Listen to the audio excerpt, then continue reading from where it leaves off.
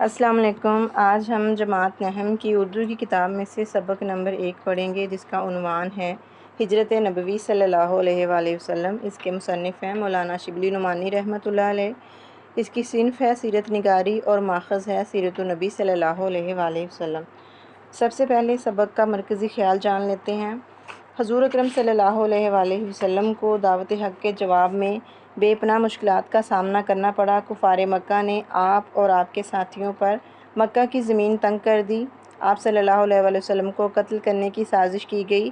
آپ نے اللہ کے حکم پر مدینہ کی طرف ہجرت فرمائی۔ اللہ تعالیٰ نے اپنے محبوب پیغمبر کی حفاظت فرمائی اور آپ تمام رکاوٹوں اور مشکلات سے بحفاظت مدینہ پہنچے۔ اس کے بعد مقاصد تدریس ہیں۔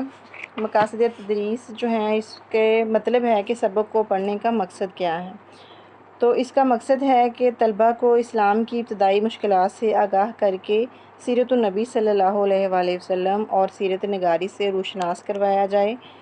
طلبہ کو اسلام کی حق و صداقت جو ہے وہ بیان کی جائے، ان کے دلوں میں اسلامی جذبہ بیدار کیا جائے اور طلبہ کو بتایا جائے کہ حق و صداقت کے لیے مشکلات کا سامنا کرنا پڑتا ہے۔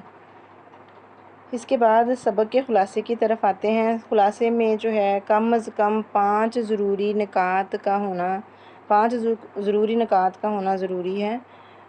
جو اہم نکات ہیں وہ کم از کم 5 لازمی ہوں، جو میں نے آپ کے سامنے لکھے بھی ہوئے ہیں کچھ نکات۔ ان کو جب ہم ترتیب کے ساتھ ملائیں گے تو سبق کا خلاصہ تیار ہو جائے گا۔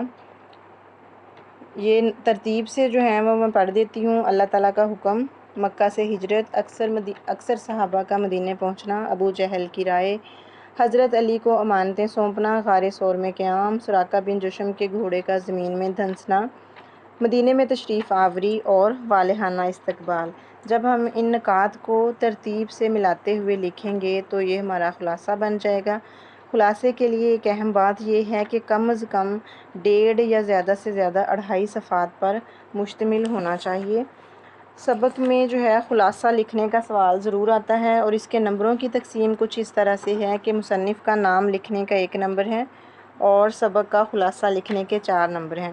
یہاں میں خلاصہ لکھنے کے لیے آپ کو کچھ ضروری ہدایات بتاتی جاتی ہوں، آپ نے ان پر ضرور عمل کرنا ہے۔ سب سے پہلے ہے ترتیب سبق کا آپ نے خیال رکھنا ہے۔ پہلے کی بات بعد میں اور بعد کی بات پہلے نہ لکھیں، اس لیے ضروری ہے کہ سبق کا اچھی طرح مطالعہ کریں۔ سبق کا خلاصہ لکھتے وقت غیر اہم باتیں خلاصے میں نہ آنے پائیں اور اہم باتیں چھوٹ نہ جائیں۔ سبق کا خلاصہ 1/3 ہونا چاہیے۔ خلاصہ اپنے الفاظ میں لکھیں۔ مصنف کے الفاظ، انداز اور مکالموں کو ہو بہو ویسا نہ لکھیں، کیونکہ سبق اب آپ بیان کر رہے ہیں۔ آپ کا انداز جو ہے وہ بیانیہ ہونا چاہیے۔ سبق کو صرف کتاب میں بیان کیا گیا سمجھ کر خلاصہ نہ لکھیں۔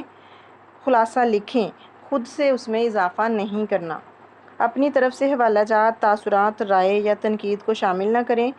خلاصے میں تشریح کا انداز اختیار نہ کریں، بلکہ تمام اہم باتوں کو مختصراً بیان کریں۔